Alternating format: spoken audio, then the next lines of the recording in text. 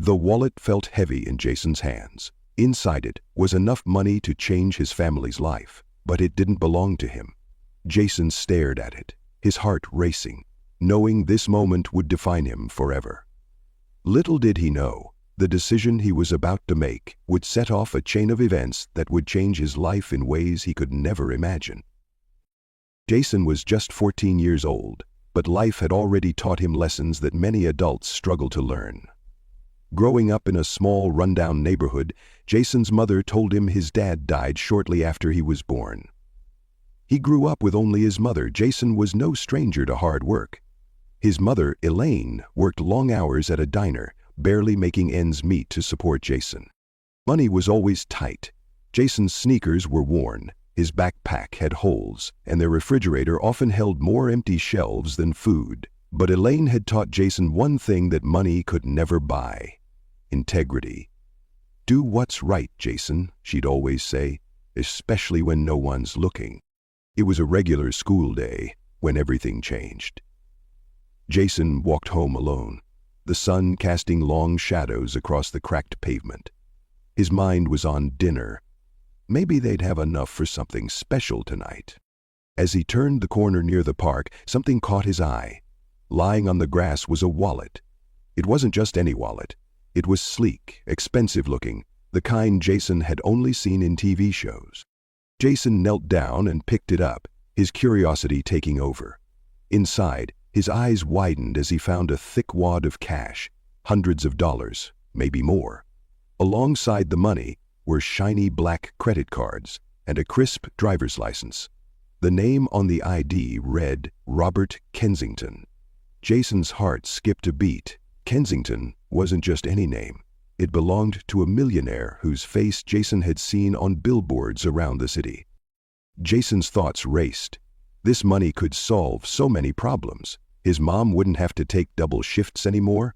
He could finally have new shoes for school. And Jason himself, he'd dreamed of a proper basketball for months, but it was always too expensive. But then his mother's voice echoed in his mind. "Do what's right, Jason, even when no one's watching." Jason glanced around. The park was empty. No one would know if he kept the wallet. He could walk away, and his family's struggles would ease, at least for a little while. But deep down, Jason knew the money wasn't his to take. He let out a sigh, clutching the wallet tightly. "I have to find this guy," he whispered to himself. Jason made his way home, the weight of the wallet in his hands heavier than ever. As he walked through his neighborhood, the familiar sights seemed to change. The kids playing on the street, the old man fixing his car, even the graffiti on the brick walls. All seemed to remind him of the choice he had to make. As Jason walked home from the park, his mind swirled with questions about what to do with the wallet. He knew it wasn't his, but the temptation lingered, especially when he thought about how much it could help his struggling family. Unable to keep the secret to himself, Jason decided to stop by his best friend Stanley's house. Stanley, always curious and full of opinions, was the first person Jason thought of for advice. But Jason had no idea the conversation would challenge his resolve even further. Jason sat on the edge of Stanley's bed, holding the sleek wallet in his hands. Stanley, sprawled out in a gaming chair, paused his game and stared wide-eyed at the thick wad of cash Jason pulled out. "Dude, are you serious right now?" Stanley exclaimed, leaning closer. "This is like a jackpot. Where did you find that?" "In the park," Jason said quietly.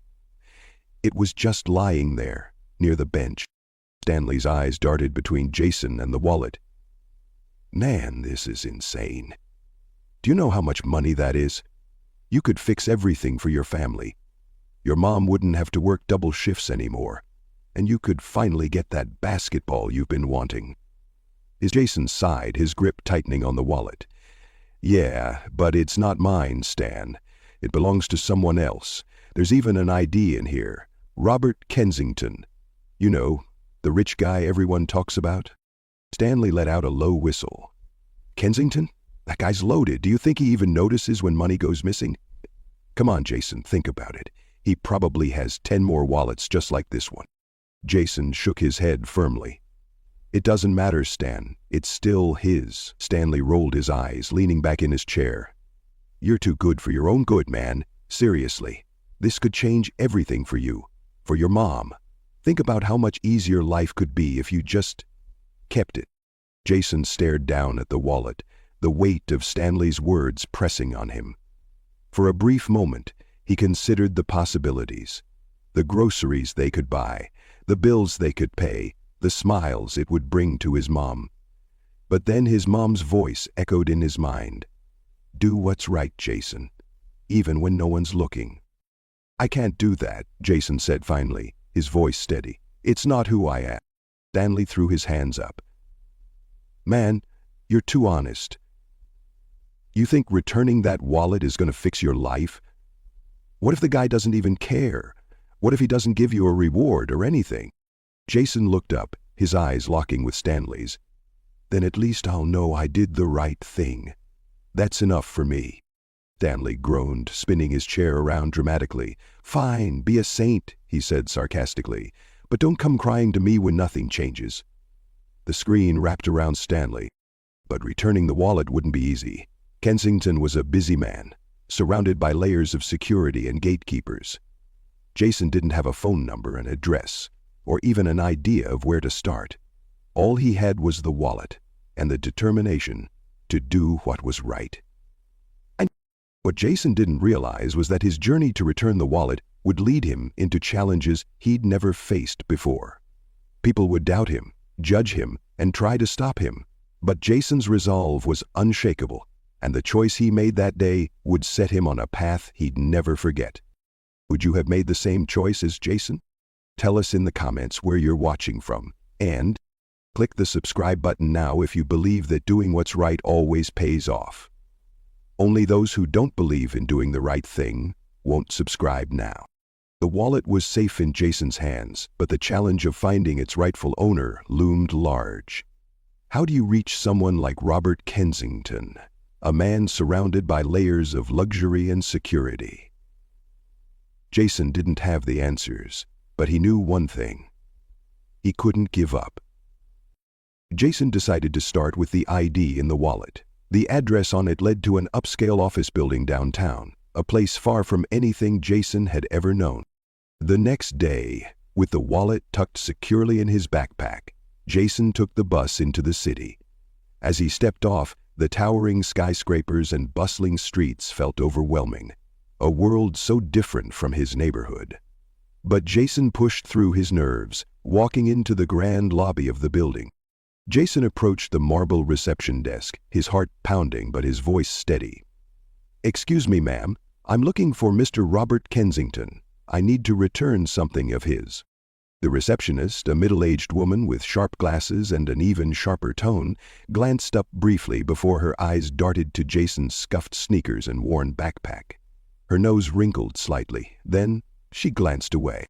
Do you have an appointment? She asked coldly, already looking back at her computer screen. No, but it's really important, Jason replied, holding up the wallet as proof. Her eyes flicked to the wallet but quickly dismissed it. Mr. Kensington doesn't have time for random walk-ins. Jason looked at her and said firmly, Ma'am, the receptionist's expression hardened. Look, I don't know where you came from, but people like Mr. Kensington don't deal with people like you. Jason's stomach tightened at her words, but he stood his ground. I'm just trying to do the right thing, he said quietly. The receptionist sighed loudly, then picked up the phone. Security, we have a situation at the front desk. Can you please escort this individual out of the building? She said, her tone dripping with disdain. Moments later, 2 large security guards approached. Jason backed away slightly, clutching the wallet. I'm not trying to cause trouble, he said, his voice trembling slightly. One of the guards gestured toward the door. Let's go, kid. You heard the lady. Jason hesitated, but when one of the guards stepped closer, he knew he had no choice. With his head down and the weight of embarrassment pressing on his shoulders, Jason walked out of the building. Behind him, he could hear the receptionist mutter, Kids these days, always looking for a handout. Standing on the sidewalk outside the building, Jason felt a wave of emotions, anger, humiliation, and even doubt. Every door he knocked on seemed to close in his face, and the world felt heavier with each rejection. Jason tightened his grip on the wallet and took a deep breath. This wasn't the end of the road, just another hurdle. He needed a new plan. Jason's next stop was a luxury car dealership. He'd seen advertisements that Robert Kensington was a major investor there, so it seemed like a logical place to try. Inside, the showroom sparkled with brand new cars, their glossy finishes reflecting the bright lights above. Jason hesitated for a moment, then walked up to a salesman. "Excuse me, do you know where I can find Mr. Kensington?" he asked politely. The salesman chuckled, looking Jason up and down. "Kid, people like Kensington don't just walk into places like this. What do you want with him?" Hancock stood from his chair and looked Jason up and down with a pair of camouflage cloths. Jason held up the wallet. "I need to give this back to him, it's important." The salesman smirked. "Sure, kid. Why don't you leave it with me? I'll make sure he gets it." But Jason shook his head. "I have to give it to him myself." The salesman's smile faltered. "Look, kid, even if I knew where he was, I wouldn't tell you. Now, why don't you run along?" The boy said something incomprehensible to himself, but ultimately checked his watch. Jason left the dealership, his frustration growing. Every door he knocked on seemed to close in his face. He sat on a bench, clutching the wallet tightly, feeling the sting of rejection. Just as he was about to give up, he overheard two employees chatting nearby. "Kensington's at that charity gala tonight," one said, laughing. "Probably giving away more money than we'll see in a lifetime." Jason's ears perked up. A gala? That might be his chance. It wasn't much of a lead, but it was all he had. With renewed determination, Jason stood up, his mind made up. He didn't know how he'd get into a high society event like a charity gala, but he was willing to try. This wasn't just about returning a wallet anymore. It was about proving that doing the right thing mattered, even when the odds were stacked against him. He faced the full building of Rising. Would you keep going like Jason if every door seemed to close in your face? If you admire Jason's determination, hit that like button and subscribe. The most exciting part of his journey is yet to come. Jason walked for several hours because he couldn't afford to board a cab to the venue. The sun dipped below the horizon as Jason approached the Grand Hotel hosting the charity gala. The building shimmered with lights, its entrance lined with red carpets and luxury cars. It was a world Jason had never stepped into, and as he stood there clutching the wallet, he couldn't help but wonder, would they even let him in? Jason took a deep breath and walked toward the entrance. Security guards in sharp uniforms stood tall, scanning everyone who entered. "Excuse me," Jason said, his voice steady despite his nerves. "I need to speak with Mr. Kensington. It's really important." Well, The guard raised an eyebrow, looking Jason over. "And you are?" he asked curtly. Jason held up the wallet. "I found this. It belongs to him. I just need to return it." The guard exchanged glances with his colleague before shaking his head. "Sorry, kid. This isn't the place for you. Move along." Jason's heart sank, but he refused to back down. "Please," he said, his voice firmer now. "I just need a few minutes with him." The guard crossed his arms. "I said no. Now, move along before we call the cops." He crossed his arms again. Just as Jason turned to leave, a woman in an elegant gown approached the guards. She had overheard their conversation and stepped in. "What's going on here?" she asked, her tone authoritative. The guard gestured toward Jason. "This kid's causing a scene. Says he's got something for Mr. Kensington." The woman looked Jason over, her gaze softening. "What's your name?" she asked gently. "Jason," he replied. "I'm just trying to return this wallet. It's his, and I need to give it to him personally." The woman nodded, her expression thoughtful. "Let him in," she said firmly. The guards hesitated, but ultimately stepped aside, grumbling under their breath. Jason followed the woman into the dazzling venue, his heart racing with a mix of excitement and nerves. "Oh, ma'am," the guards were saying about the sound of the music. The ballroom was breathtaking. Crystal chandeliers hung from the ceiling, casting a warm glow over the room. Guests in elegant attire mingled, their laughter and conversation filling the air. For a moment, Jason felt completely out of place. Clutching the wallet tightly, he scanned the room for Robert Kensington. His gaze landed on a man at the center of a small crowd, tall, impeccably dressed, and exuding an air of authority. It had to be him. Jason approached cautiously, weaving through the crowd. When he finally reached Kensington, he hesitated for a moment before speaking. "Excuse me, sir," Jason said, his voice steady but quiet. "I think this belongs to you."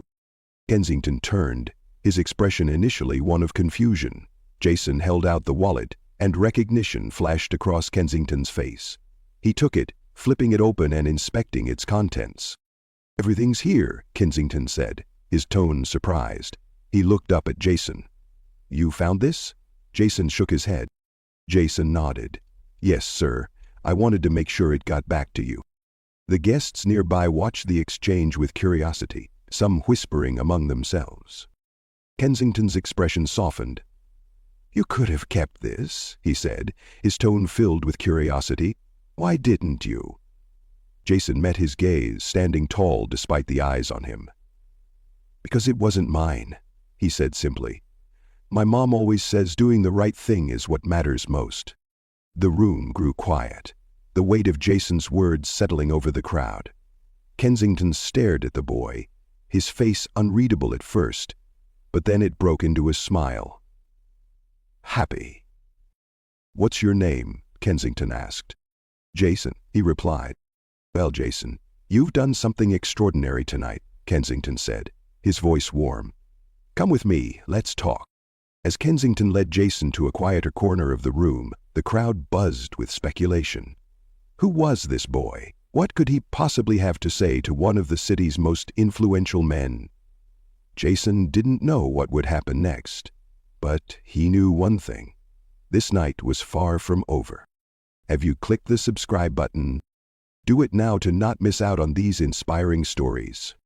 Jason sat across from Robert Kensington in a quiet corner of the opulent ballroom. The hum of the gala faded into the background as Kensington studied the boy in front of him.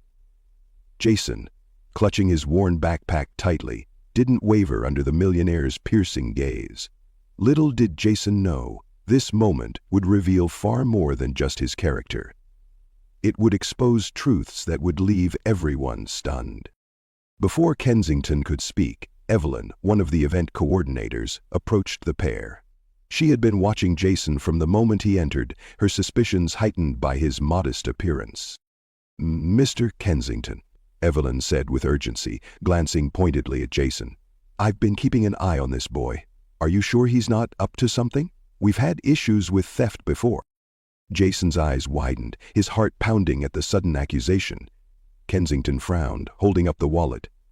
"This boy just returned something I thought was lost forever," he said firmly. "Why would you assume he's a thief?"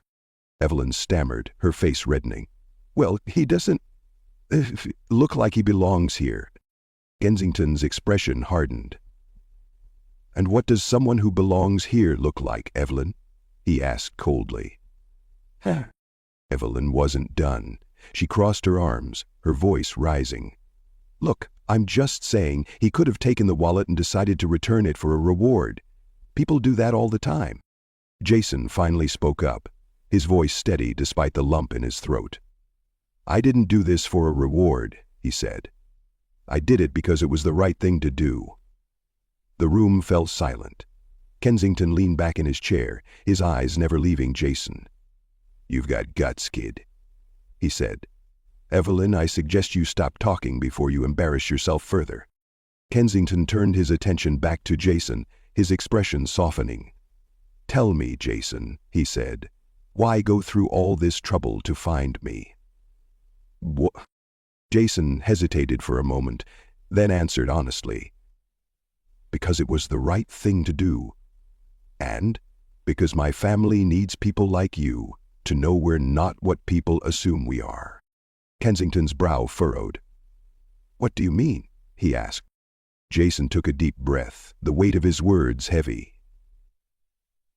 "People look at us and think we're trouble, that we're out to steal or cheat, but we're not.